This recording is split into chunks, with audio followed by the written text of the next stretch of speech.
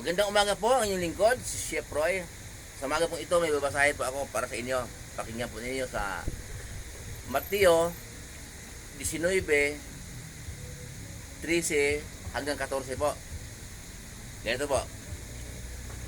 May nagdadala ng mga bata kay Jesus upang ipatong niya sa mga ito ang kanyang kamay at sila'y ipapanalangin.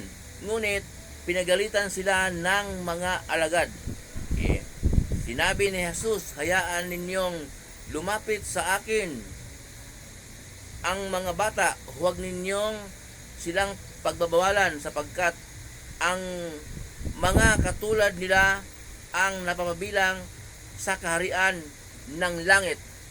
Ayan po, malinaw po. Binasa niyo yung lingkod, hindi ko po ito gawa-gawa. Kung may Bible po kayo sa bahay, basahin ninyo ang Mateo 19, 13 hanggang 14. Kasi po, mula noong bata pa hanggang ngayon, narinig ko rin po sa mga turo ng mga matanda, mga pare na ang mga bata, sanggol pa lang, kailangang binyagan. Wala kang pera, ikaw ang paraan. Mangutang ka, o kaya kahit simpleng binyag lang, kahit walang gastos, kahit walang handa pa sa mga binyagan. Sikapin mo binyagan ang sanggol. Kasi pag namatay na walang binyag, magiging tiyanak yan. Hindi totoo po yan pala. Pinasa niyo yung lingkod. Sinabi ni Jesus po, biblical po yan. Sa ibang pinapost ko na mas sinusunod niyo ang tradisyon ng mga tao. Hindi niyo sinusunod ang utos ng Diyos. Yun po. Kaya huwag tayong mataranta po na tayo hindi pala binyagan yung sanggol. Hindi po totoo maging tiyanak kung sakaling mamatay man sila na hindi pala binyagan. Ay, binasa niyo yung lingkod na ang mga bata ang napapabilang sa kaharian ng langit. Hindi po ibig sabihin noon na sinabi ng ating Panginoong Hesus na hindi po ibig sabihin noon na sinabi ng ating Panginoong Hesus na ang mga katulad mga bata ay sila ang napapabilang sa kaharian ng langit. Hindi ibig sabihin noon na tayo mag-isip bata para maligtas, para mapunta sa kaharian ng langit. Hindi po ibig sabihin. Yung mga bata na yan po ay sila ang mga inosente sa pagkakasala. Okay? Sila ang inosente.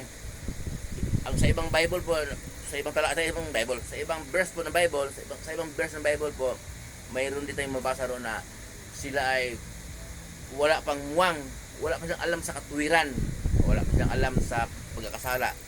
Pero yung mga bata po ngayon, nasa pag-guide ng magulang yon, marunong na rin magkasala kasi nanonood ng TV na bold, halikan, hindi man binawal ng magulang. Nakakarinig ng mga malaswa sa kapitbahay, sa mga kalaro. Kaya yung bata ngayon, bata pa, natututo na ng mga kalaswaan. Andun po yung sa paligid natin, nakakakuha ng maagang kamalayan sa pagkakasala. Kasi po, nauna ng pidos na inilingkod na ang Diyos ng daigdig na ito ay si Satanas. Mabasa po natin sa pangalawang Korinto 4:4. Pero ang Diyos Ama na makapangyarihan sa lahat, siya ang lumikha ng daigdig. Kaya nasabi po doon sa pangalawang Korinto 4:4 na ang Diyos ng daigdig ngayon ay si Satanas. Dahil po tayong mga nakatira, mas sinusunod natin ang tradisyon ng mga tao, hindi tayo sumunod sa utos ng Diyos. Yung iba gustong magkasala, masarap magkasala, kaya gustong gumastos pa para lumapit sa tukso. Yung iba naman, iwas sa tukso. Pag nakasunod mo yung tukso, hindi marunong tumanggi. Kaya, ang Diyos ng daigdig ngayon, si Satanas. Kaya, ang mga bata po ngayon ay nakakakuha ng mga kabastusan, kalaswaan at kasalanan sa nakapaligid sa kanila. Nagsiselfone, bata pa, nanonood ng TV, mga halikan, yakapan. Depende na rin po sa pagpapalaki ng magulang. Kaya tayo po gabayan natin ang ating mga anak. Hindi po ako gumalinis ha. Ganun din naman mga anak ko eh. Pero hanggat maaari po, sabay-sabay tayong unawain ang salita ng Diyos sa Bible. Huwag tayong bumasi sa mga salita ng tao. Kung ano-ano na. Ulitin ko po yung pag namatay daw yung bata, na wala pang binyag, maging tiyanak. Totoo yun. Sila pa walang kamalayan sa kasalanan. Walang kamalayan. Pero yung mga bata ngayon sa mag-edad ng 5 taon, pag umpisa niyang makakaintindi ng mga kalaswaan, nagsiselfon na kasi, nanonood ng TV, may halikan doon, may mga pool pa eh. Dati na, napansin ko ng magulang ha, pag may halikan sa TV, tinatakpan yung mga mata ng mga anak na, oh, huwag kayo tumingin. Ngayon, hayaan na eh, sa tingin ko. Parang ganun ang labanan. Kaya, ngayon po, may mga tuwiran naman na, bakit, siyempre, bakit yung tinanong bata niya, bastos. O, kasi nasa paligid natin kasi ang mga kabastusan. Tayo lang po din ang mga magulang ang mag-iingat. Sabi ko po muli na ako naman yung lingkod, may mga anak din naman ako. Anak ko 2 lalaki.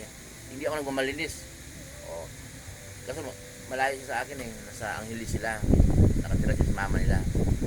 Kaya, yun, pinapanalangin ko naman na sila'y pagkalooban ng banal na espiritu upang manguna sa kanilang buhay araw-araw. Po pong yung lingkod, si Froy. Pagpapalain po kayo ng Diyos, sasamahan kayo ng Diyos kahit saan po kayo punta, mga trabaho pasukan ninyo, sasamahan kayo ng Diyos sa mga negosyo, kahit anong pinagkakitaan sa buhay, ayon sa kalooban ng Diyos na walang halong pandaraya, parehas, pagpapalain po kayo ng Diyos.